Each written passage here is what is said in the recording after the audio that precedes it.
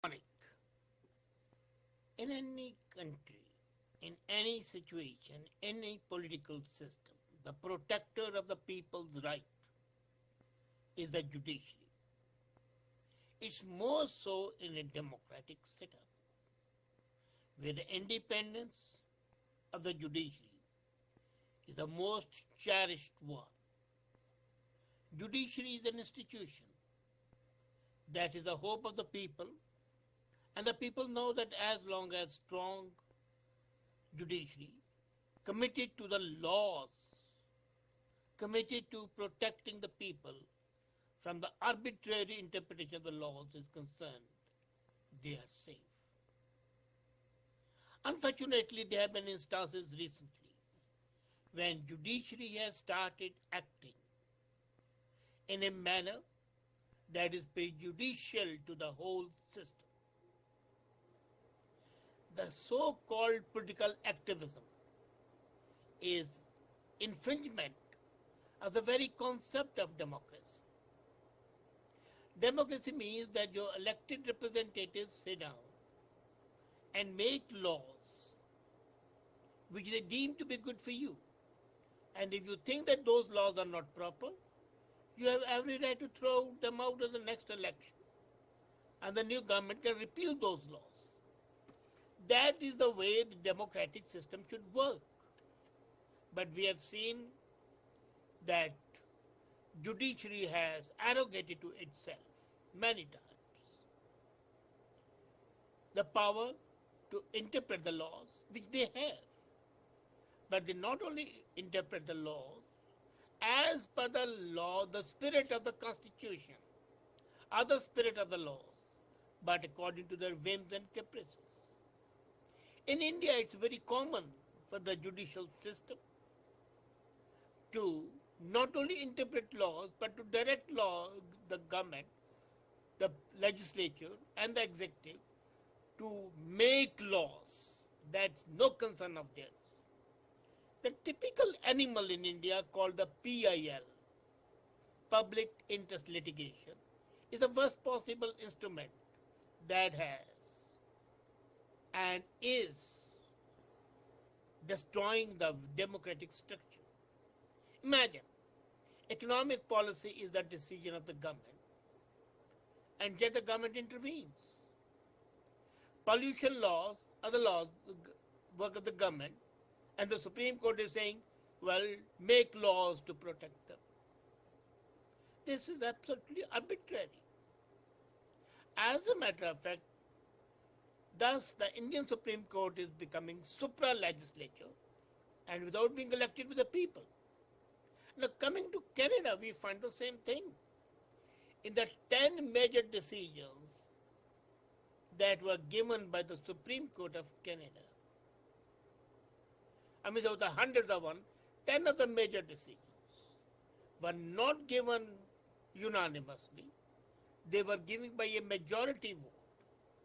And the majority vote clearly showed the desire of the Supreme Court to be the final arbiter, which it is as far as the interpreting of the laws is concerned, but which it is not when it goes against the very spirit of the laws.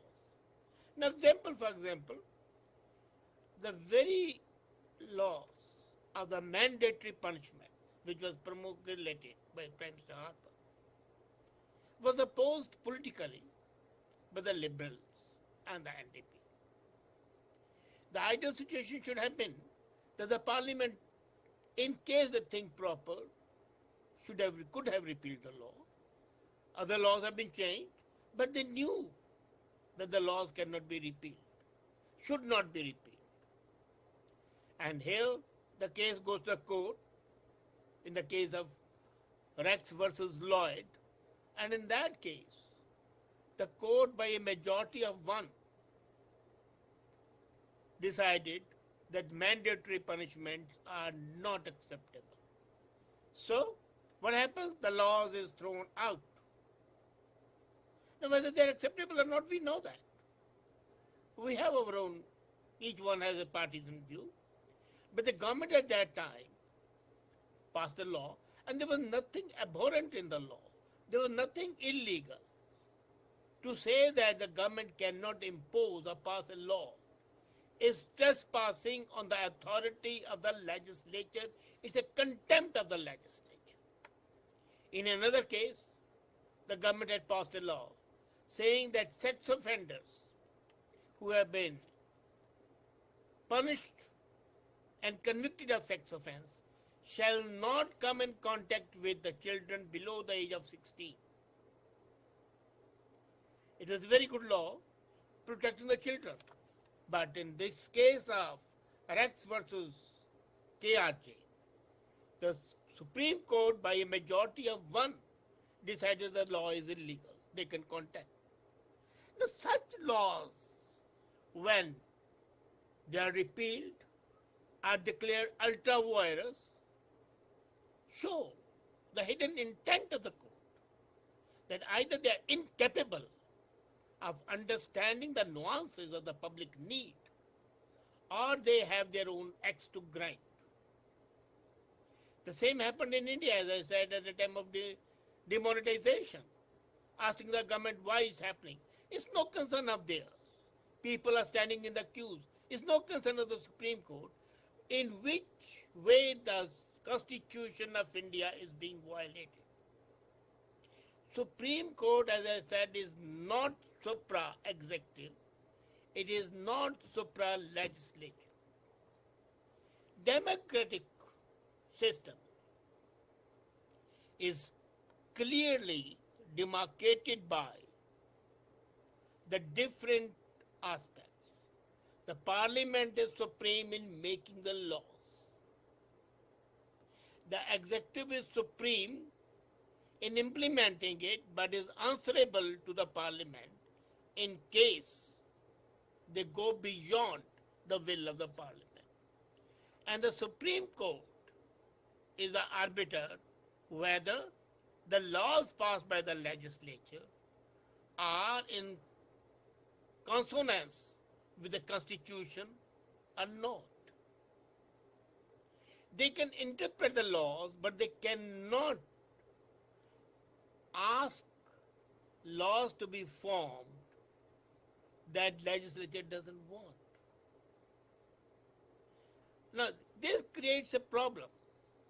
If the legislature don't listen to them, this would be insult to the judiciary, and judiciary must never be insulted.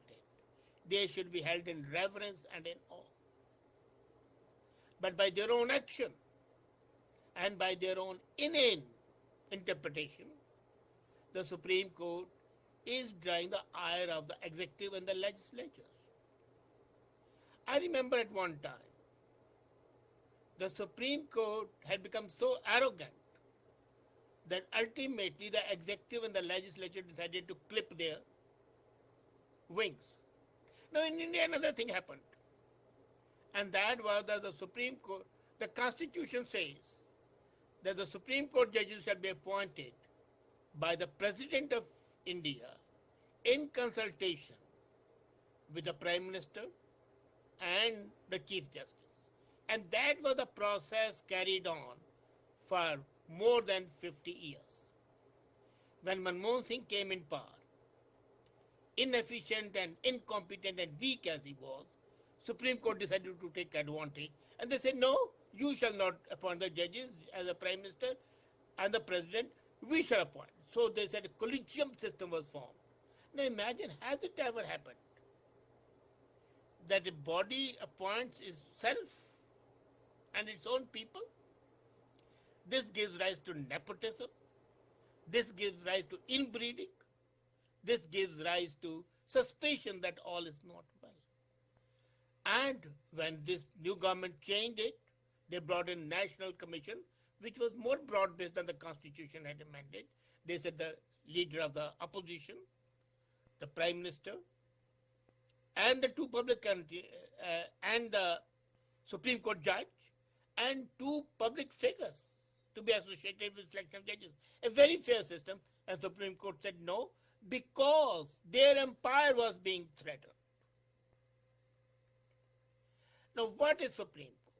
In India, it's an organ which, as I said earlier, is supposed to protect the Constitution. But in case the Constitution is amended, that's perfectly okay. It's the will of the people. They have no right to arrogate to themselves the right to forecast what is right and what is wrong. What's happening is that this desire to predominate, this desire to dominate, this desire to overpower others and to extend the empire and to create an image that they are more loyal than the king, that they are the real protectors, that they are demigods. It is what is pervading the Supreme Courts, whether they are in India or whether they are in Canada. It is a job of the Parliament, as one of the judges, Leif Forrester, 20 years back, here in Canada said, it's not the job of the Supreme Court to lay down the policies. And I agree. The policies have to be laid down by the Parliament. Supreme Court is incompetent, is not trained to do it. They are not in sync with the people. They don't understand the needs, the socio-economic, political needs. Some laws are made for law and order. Some laws are made for international obligations. Some laws are made for the economic situation. Now, whenever a law is made, there's a very convoluted and a long process. There's a first reading, there's second reading, it goes to the committee. The committee discusses with the experts, with the academia, even the public consultations are held. It comes back to the House, the third reading when the discussion takes place on the committee's report, then it's passed or rejected. Then it goes to the upper house, again it's dissected.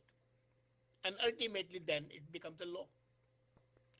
This long process, the Supreme Courts want to short circuit. And when they want to short circuit it, what happens? That the real needs of the country are discounted, the real needs of the people are not taken care of. Parliament is the voice of the people, vox populi, vox Dei. Supreme Court is not the voice of the people. It's supposed to be blind. The figure of the law is a blind woman holding the scales that they are even, period. When they arrogate to themselves the right to be a super legislature, to be a super parliament, it breeds two things. Either, if a competent prime minister comes, he'll quietly amend the constitution, pass the law, and tell the Supreme Court to go and smoke it up, get lost. It is possible. It was done way back in 1975. You see, it's the intransigence.